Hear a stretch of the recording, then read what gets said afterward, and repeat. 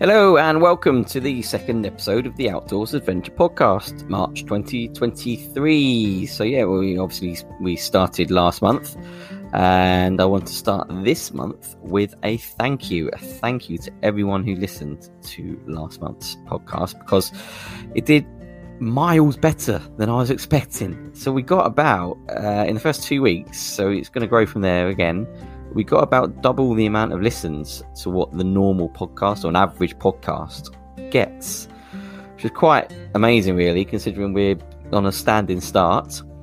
So hopefully it will just grow from there and get even bigger. So yeah, thank you to everyone who listened. In terms of who's listening, well, we got the vast majority of people listening from the UK, but we also got listeners from the United States, from Germany, from the Netherlands, from South Africa and France as well.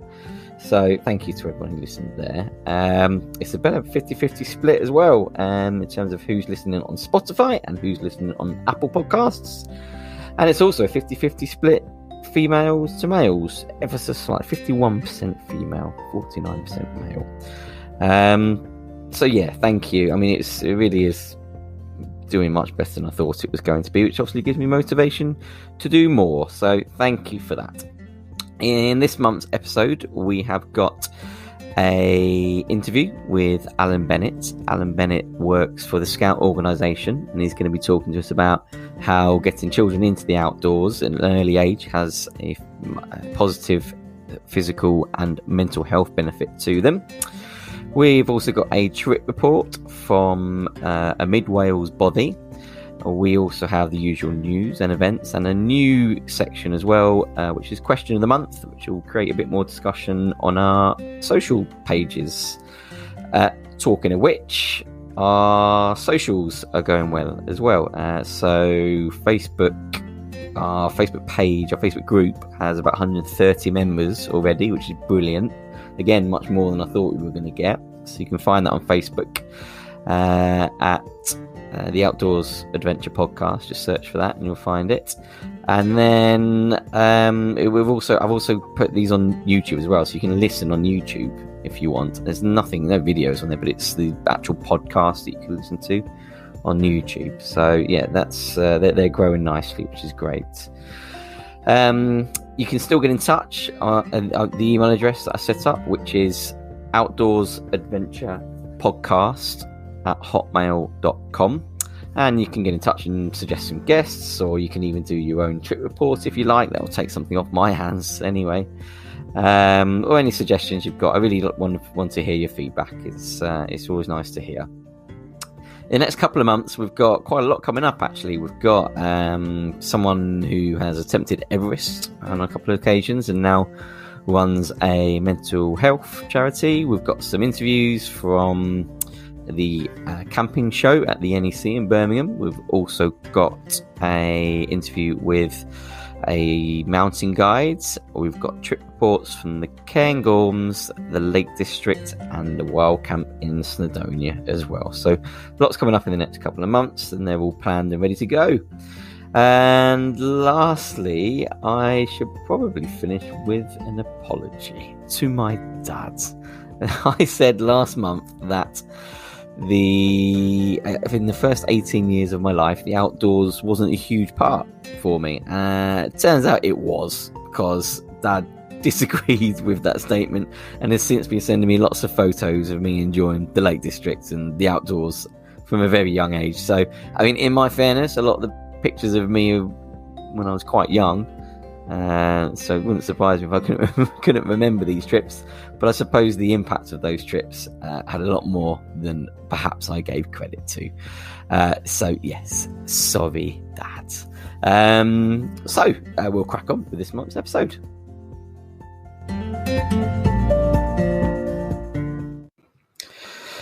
So I'm just adding this little bit in afterwards. I've decided, you might have seen on the Facebook page, I've decided to actually split the interviews that we're doing. So I'm going to start doing these every 2 weeks now, which means that I'm going to split the interview section in half. So today we've got half the interview with Alan Bennett. I'm going to keep the news and the events and the stats. The question of the month will probably be every other week as well.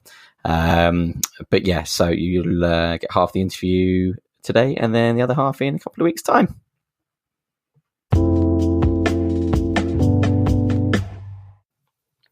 Okay, we're going to jump straight in with the interview this month. This month's interview is with Alan Bennett. Alan Bennett works for the Scout organisation, and he's a delivery manager delivering the Scouts. Of course he is, delivering the Squirrels into the Squirrels segment into the Scout organisation, which is the youngest element between sort of 4 and 6 years old.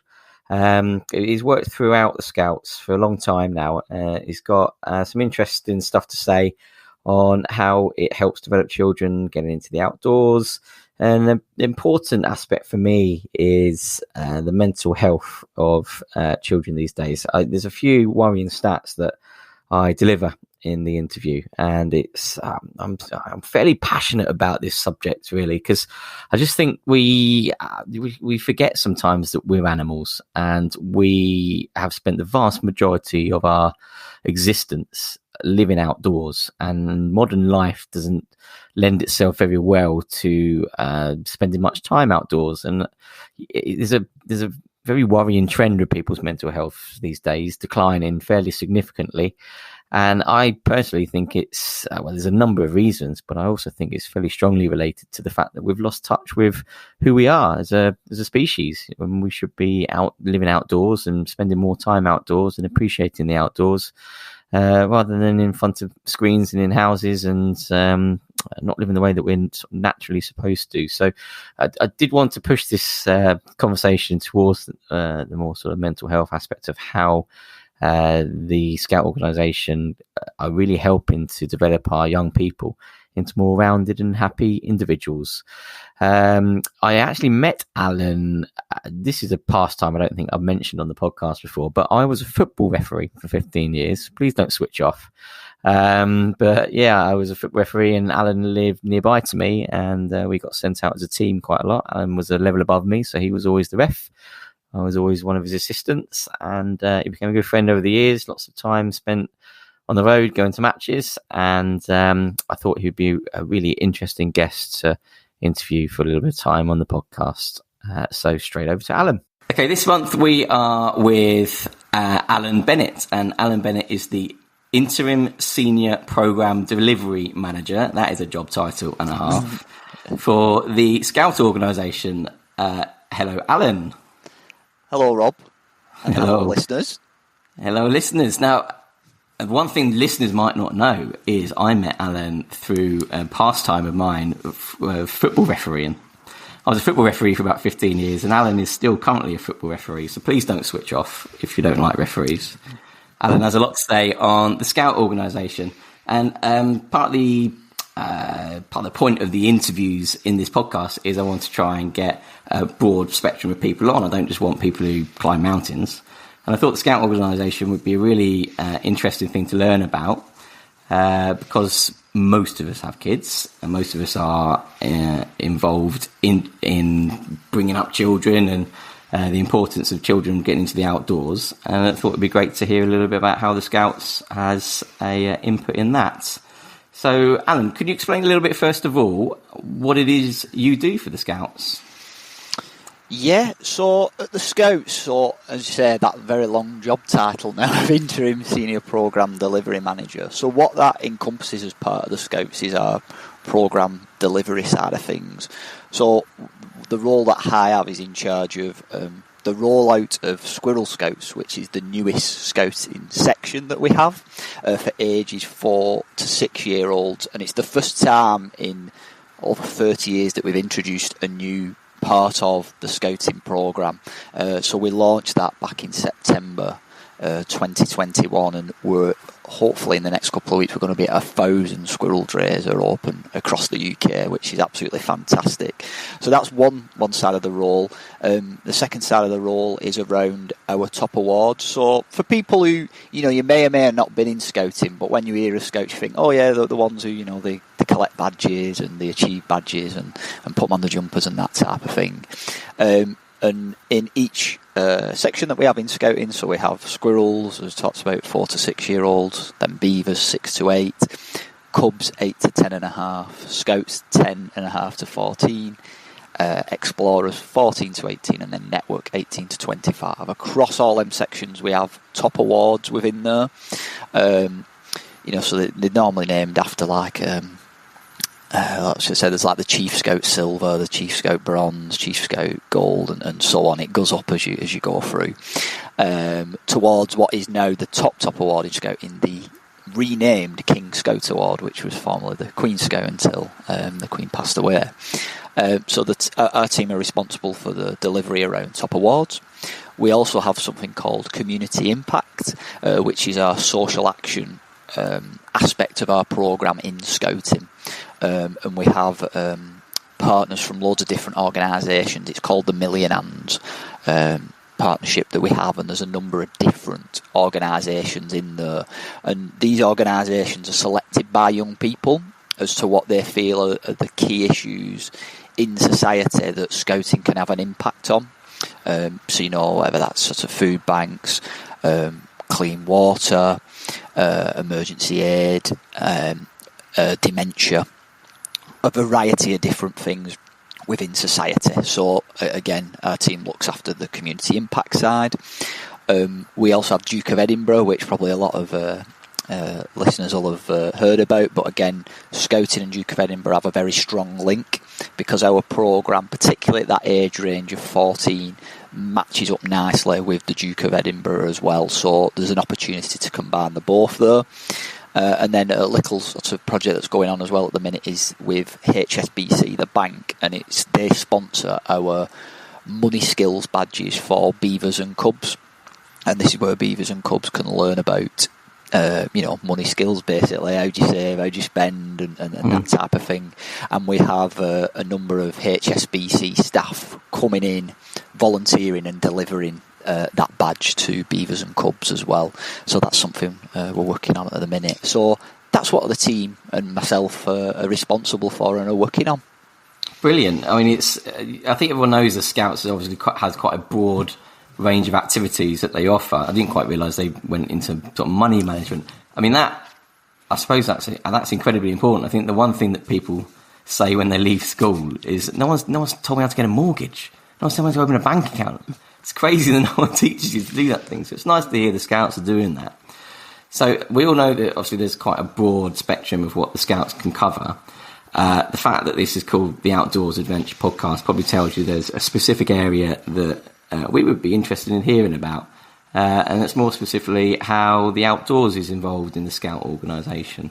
So sort of drilling down into that area of the Scouts, how do they implement the outdoors and encourage young people to get into the outdoors?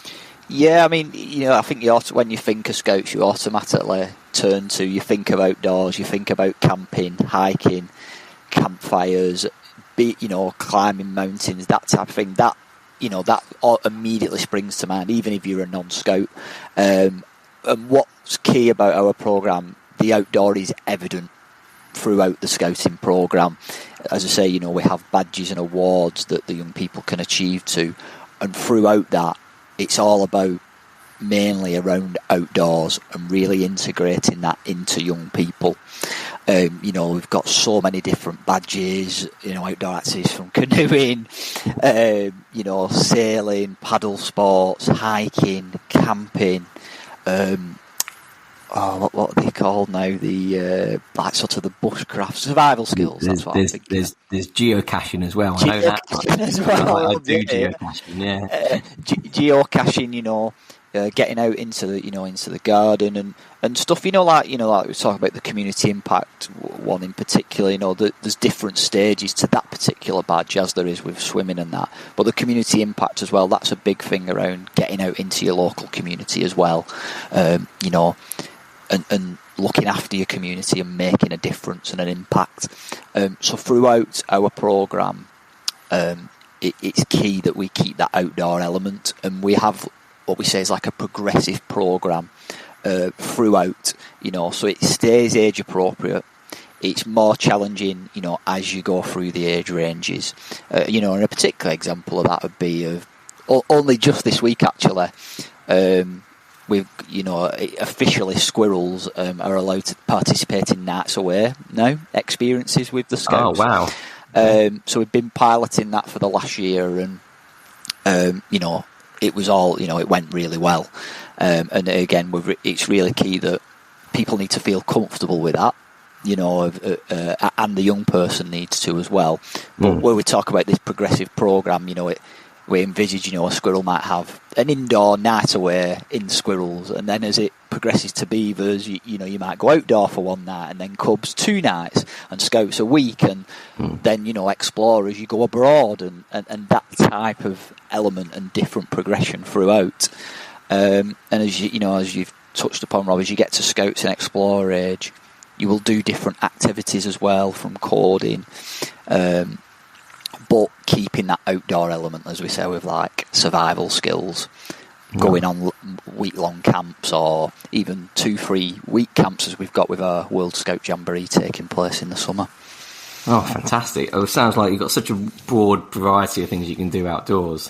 And I was just saying before we started recording, I actually volunteered for the squirrel drag round the corner for me with my little boy for a couple of months. And I must say, when I was getting encouraged to plan activities, they were really, it's one of those organisations, when you sort of sit there and think of all the red tape and bureaucracy that goes on in a lot of organisations these days. I remember the people who ran the local organisation to me, all they ever said was, they didn't care about anything else, all they ever said was, just make it fun. It's all about fun. That's what we're here for. It's not about sort of being too serious about yourself or anything like that. Let's just make sure the kids have fun. And it's so nice to hear that when you hear so many things of, let's have fun, but let's write a risk assessment of how we're going to make sure that we can have fun in a risk-assessed way. And obviously that still happens, but the main element was all about the children having fun, which is fantastic to hear. And so you talk about the squirrel Dre sort of getting time away and being able to go away for a night and things like that. What sort of activities would they exactly get up to, from sort of squirrels up to scouts, when they go on sort of camp, I suppose, is what you would historically think of it? Yeah. There's such a wide variety of activities they can get involved in, and that, are not really sometimes on your doorstep, such things like, grass sledging, climbing and abseiling, shooting, archery,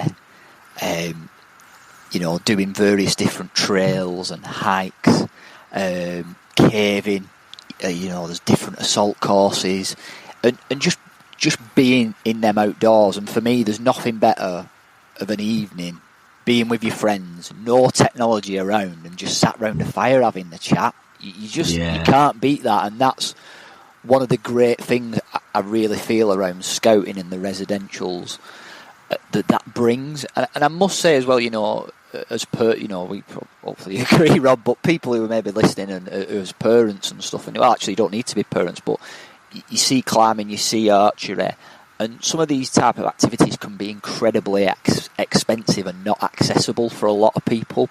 But through the campsites, the adventure centres that Scouts have and provide, these activities are really accessible and and really affordable to get in as part of that residential experience.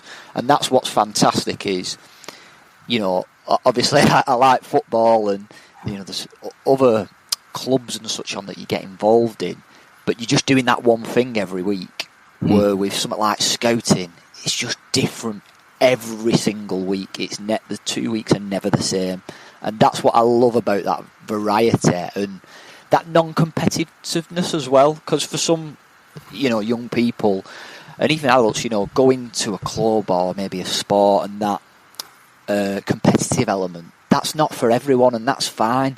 But with Scouts, it's not like that, and that's what's really fantastic, that everyone's equal, everyone's at an equal keel, really. So, for them residential, I think they're the key part of scouting. And even if you don't sleep over, just going away and going to a site for a day, and participating in a wide range of activities, it just makes such a difference to you as a person, definitely. It sounds fantastic. I mean, I actually back onto a scout camp. I back onto Bispam. I think it's Bispam. It's called Bispam, isn't it? Yeah. Yeah, Bispam Hall, yeah. And once a year, I mean, I can hear them occasionally, but once a year, all hell breaks loose around here when they do a chariot race. I think. Yeah. They've got to build their own. They've got to build their own chariots and race down a course. It's like the Red Box soapbox race for kids. And oh my word, it sounds like so much fun. I want to go and join in. I want to build a chariot on my own with my kids one day and just rock up and see how we do. It sounds amazing. It sounds so much fun.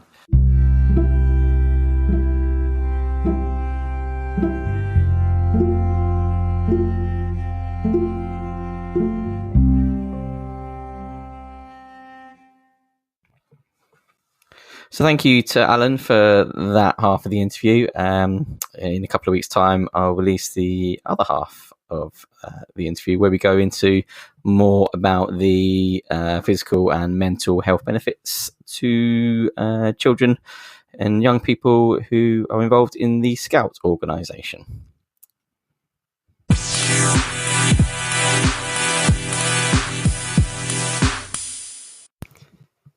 So this month's stat of the month follows on from the conversation that we had with Alan Bennett about the physical and mental health benefits to spending more time outdoors.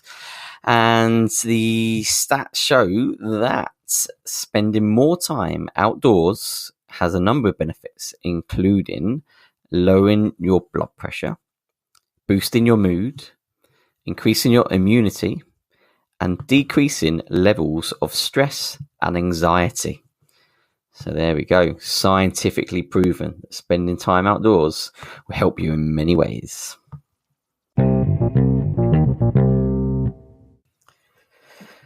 So I'm keen to get some more involvement now that we're about 130 likes on the Facebook page, which for 1 month is fantastic. So thank you for everyone for liking the Facebook page. I'm keen to get some interaction going, some discussion going on the Facebook page. It's actually a Facebook group, not a page. So if you're looking for it on the pages, you'll see that there's about 1 like on the actual Facebook page. So look under groups for the Outdoors Adventure podcast. Look for the front page that you can see on your app. And you join it. You can join it there. And so I'm keen to start doing something what I'm going to call the question of the month, and it's a question that will help us all have a bit of a discussion, and we can have a bit of discussion on the podcast and with our guests as well coming up. So this month I am asking what your favourite national park is in the UK and why. So I'm going to post that onto our Facebook page as soon as this episode's released. So feel free to go onto the Facebook page and give me your thoughts, and I'll read some out next month. I'm going to reserve judgment on what mine is. Now, I have a favourite, a clear favourite, but I'm going to reserve judgment on that. I said a clear favourite. I don't want to be too controversial. They're all beautiful in their own way, but there's one that I have fallen in love with. So, yeah, I will reserve my judgment. But if you go to our Facebook page at the Outdoors Adventure Podcast, you can go and give me your thoughts there. Look forward to seeing them.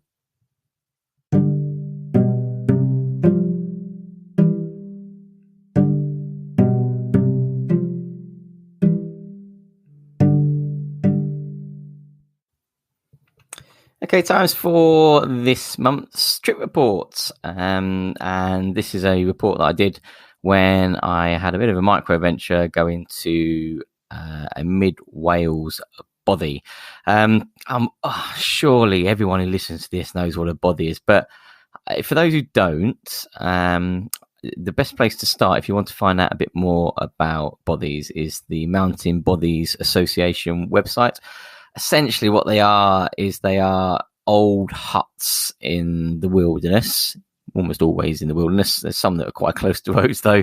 And they're old shepherd's huts, old stores, they're all all these sort of random buildings that you find out in the wilderness that are sort of unused. They're almost always owned by people. The landowners perhaps own these buildings but don't maintain them. And the Mountain Bothies Association is a charity which maintains the huts in a better order. There's a vast range of huts. You get some glorious ones, all wooden cladded and with fireplaces and sleeping platforms and all sorts of stuff, to the more basic ones where it's more of a stone building. There might not be a sleeping platform. There might not be a fireplace. So yeah, there's a real broad sort of spectrum of bothies. The general consensus with bothies is you don't have to book them. You just turn up. And if there's other people who turn up whilst you're there, then you let them in. It's not just your bothy. You share it with others. And it's a good way to meet random people, get to know people. I've probably stayed in 15, 20 bothies. And maybe not as many as 20. I'd say 15, 16 bothies. And I'd say maybe on 11 or 12 of those occasions I've shared with other people and sort of met a real variety of people, some really interesting people. And it's a good way to spend some time in the outdoors and have a bit more of a comfortable resting place come the end of your hiking for the day. So I'm doing a wild camp in a month or so. Obviously, that's the opposite spectrum where you have a tent on your back and carry that around with you all day. The nice thing about the bothies is it's a solid building come the end of it. There's usually a fireplace and there's a bit more comfort to that than wild camping. So this is from the Cambrian Mountains and it's a walk that I did with my brother, so I'll introduce him in the section now. And yeah, it was from early January. I think it's the second weekend of January that we did this. So enjoy. Right, today, this month's trip report is from the Tiwi Forest Park. I'm going to say that hopelessly wrong.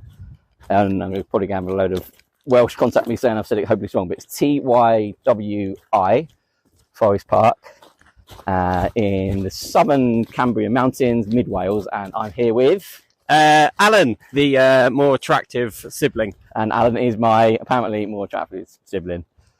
We've had a bit of an adventure getting in on the roads because it's what date are we on now? Like middle of January. It's wet, I know that much. Really wet. It's been raining constantly for about 3 days, and then there's like a single track road that we've parked up to start our walk today, and it's flooded basically. And there were 3 ford crossings, but they weren't really ford crossings. It was, wow. One was like a whitewater rapid. Yeah. Basically, I thought you were ahead of me, and that was the only reason I went through them. If it wasn't for that, I definitely shouldn't have driven through. At one point, I genuinely thought my car was going to turn into a boat. Yeah, well, I saw we sort of. I knew there was no phone signal where we were meeting, so I said, Alan, we sent Alan the Google map for where we're going to meet, and then about half a mile in front of me on this single track road, I saw his car, and then he'd disappeared the other side of the rapids, so I knew he'd got through them.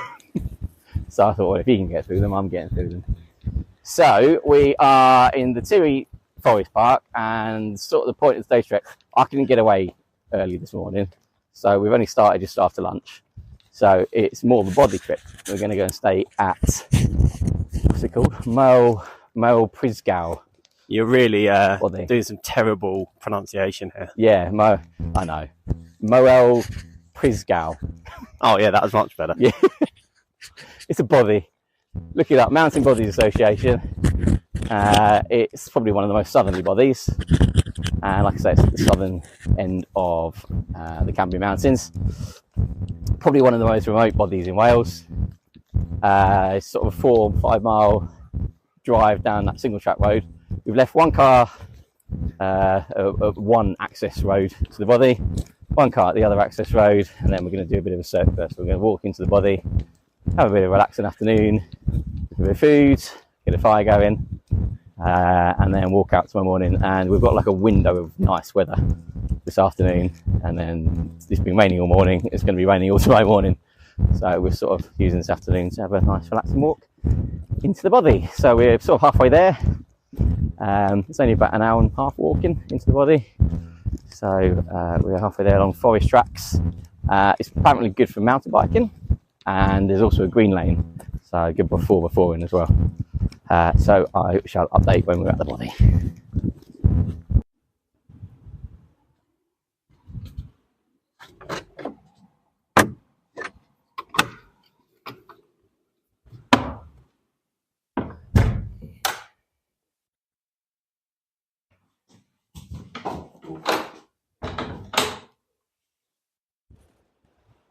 So we made it to the bothy. It took us about an hour and a half to walk into, maybe more actually, about an hour and 45 minutes. But it was fairly slow pace, and we are the only ones here. It's always quite nice, I think. But then again, at the same time, it's nice to meet other people and share some interesting stories. I stayed at the bothy about 3 months ago and ended up with sharing about 6 people. There was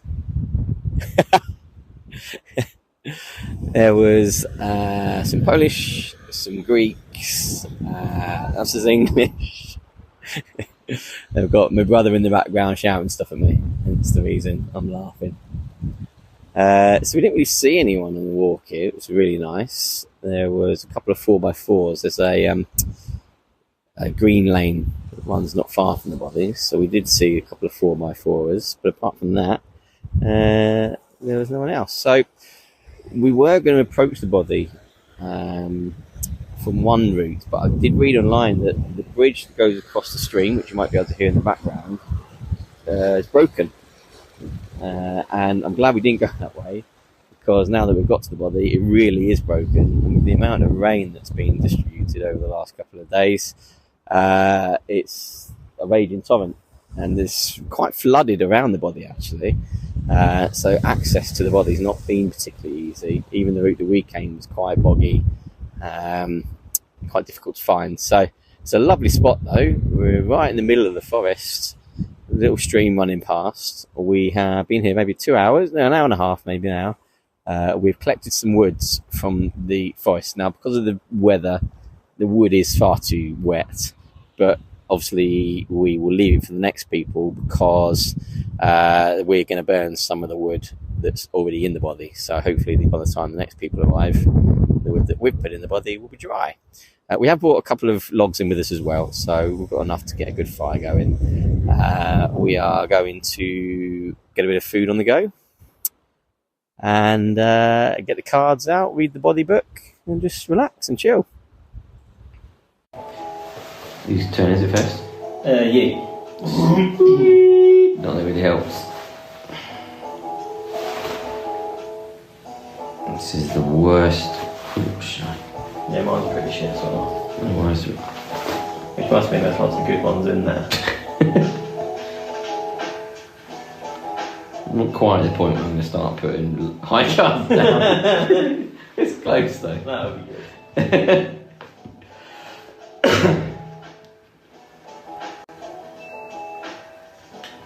Right, so we spent the night in the bothy, and we stayed up playing cards till too late. No one else turned up in the end, so it was just us two. We couldn't get a fire going.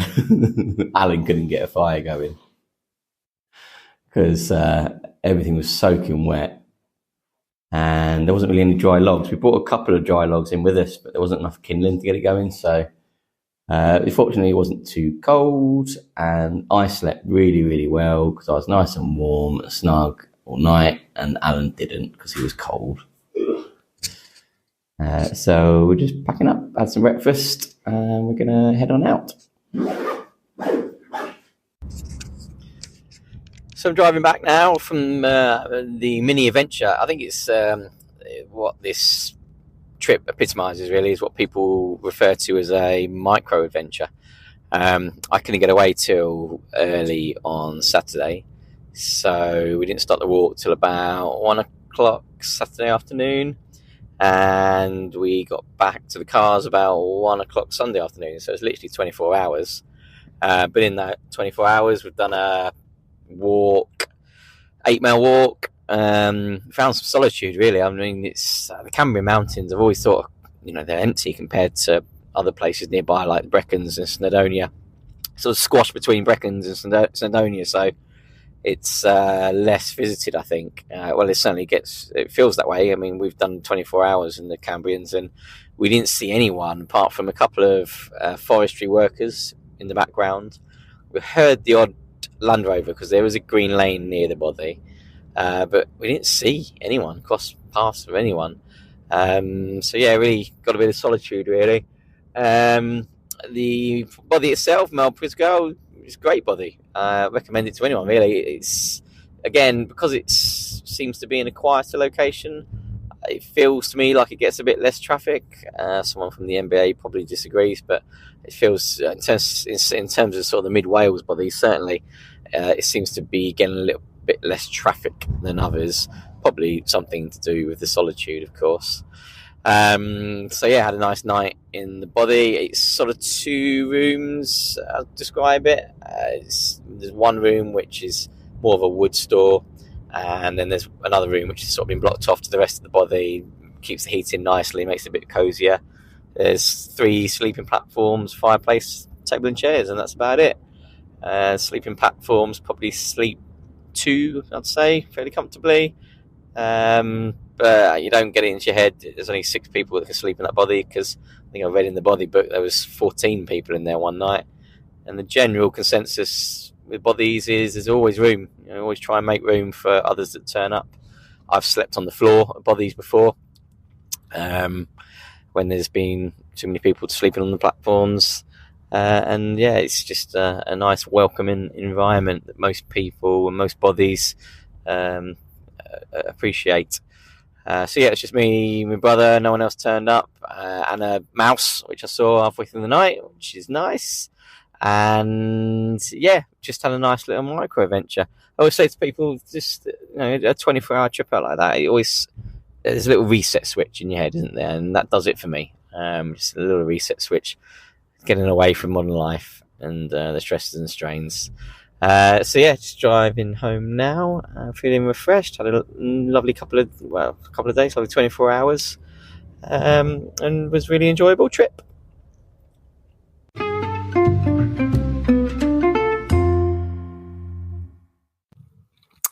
All right, it's time for this month's news. What's been going on in the outdoors world in the last month or so? The first thing that I spotted was, unfortunately, an outdoors retailer has been subject to a cyber attack. It's only just come out now, but it was back in 2018 to 2020, and they're saying it could be affecting up to 10 million customers on people who have ordered anything online from millets or blacks in that time period. There's not really much you can do about it, to be honest with you, but they're saying be vigilant for scam emails, calls, and texts coming from the release of your data, which shouldn't have happened. Next up, I mentioned last month that there was a couple of mountain rescue leaders who have received OBEs, MBEs, I think it was, for services to mountain rescue. This month, another mountain rescue volunteer has been given an award as part of the Fort William Mountain Festival. Dave Whaley is the winner of this year's Scottish Award for excellence in mountain culture. He's been involved in over 1,000 rescues over a 40-year period. He did work for the RAF, and now he's a mountain rescue service member. So again, more great news that there are a number of volunteers being recognised for their hard work. This month also, the BMC launched their new hill walking website. You can find it through the BMC website. It's hillwalking.thebmc.co.uk. I've had a little look around, and it's got a bit on there. It's got some gear reviews, some training, a number of resources on there. It's split quite well into whether you're sort of new to the hills or if you're already well versed in what you're doing. There's some videos, and they recommend some podcasts on there as well. Mine's not on there yet, but there's time yet. What else has been going on? We have also got sticking on the theme of the BMC. They have opened up nominations for their awards this year. You can do that through the BMC website. Deadline for nominations is the 31st of March. There's 4 awards that you can nominate people for. So if you think anyone who's works in the volunteer sector and has been particularly worthy of a nomination this year, then go to the website and suggest away. From the National Trust, I was pleased to see that they've started a new apprentice programme for stonemasonry, carpentry and joinery. It's funded by the Hamish Ogston Foundation. £6.2 million has been funded to train craftspeople of the future. And I think this is relevance and importance to the outdoors community, because these are people who are trying to keep an older way of working going.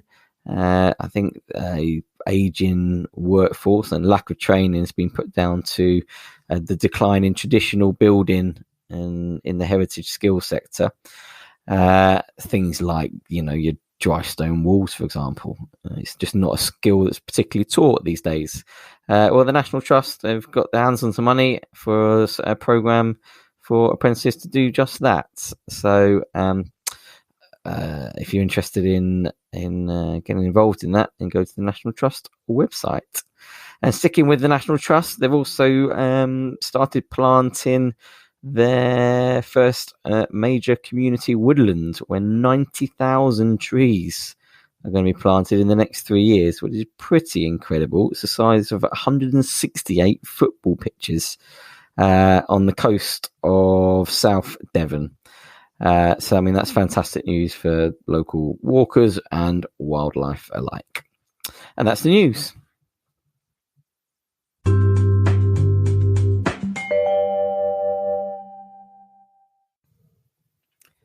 So what events have we got coming up in March? Well, in March, we've got the biggest thing that I found, actually.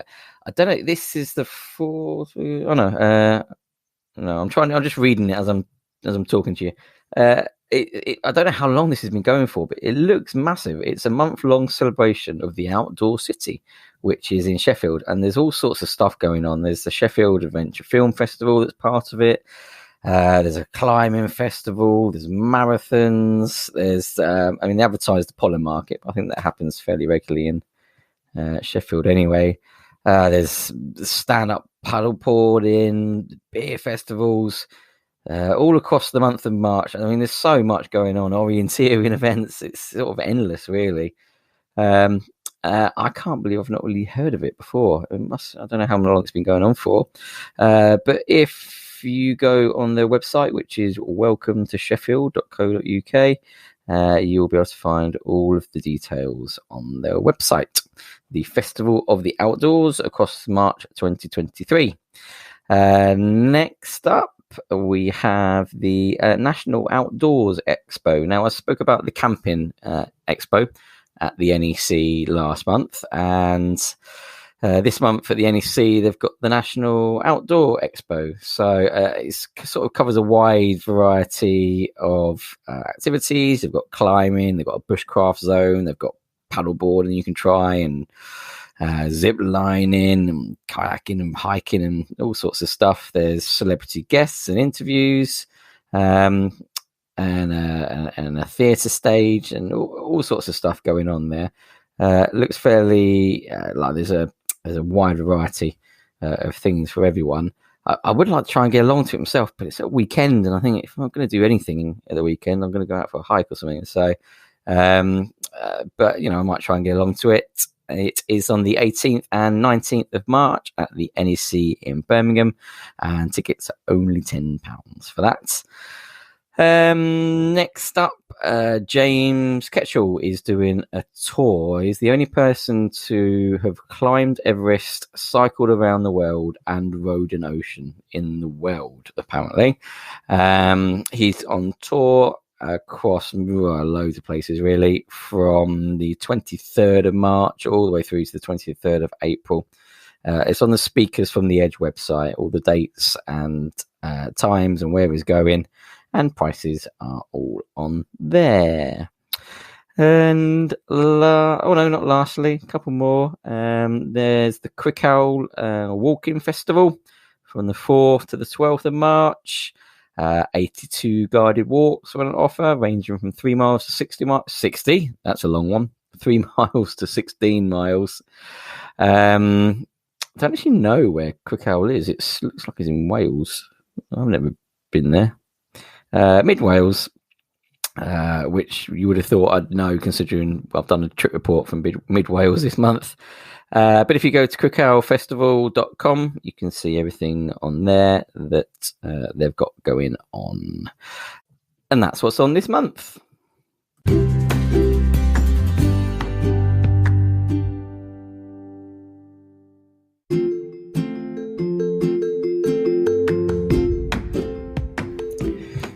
So thank you for listening to this month's episode. Like I say, it will be out every 2 weeks now. If you want to get involved, then feel free to join our Facebook group. Search for the Outdoors Adventure Podcast on Facebook. You can also email me at outdoorsadventurepodcast@hotmail.com. Next month we've got a Lowlands trip report from Aviemore from the Scottish Highlands. We've also got a interview with Alex Staniforth, who, wow, I mean, he's done so many things of note, it's difficult to know where to start. Everest attempter, charity fundraiser in the UK, runner, hiker, cycler, everything really. So really excited to share the interview with you next month. Thank you for listening, and I'll see you next month.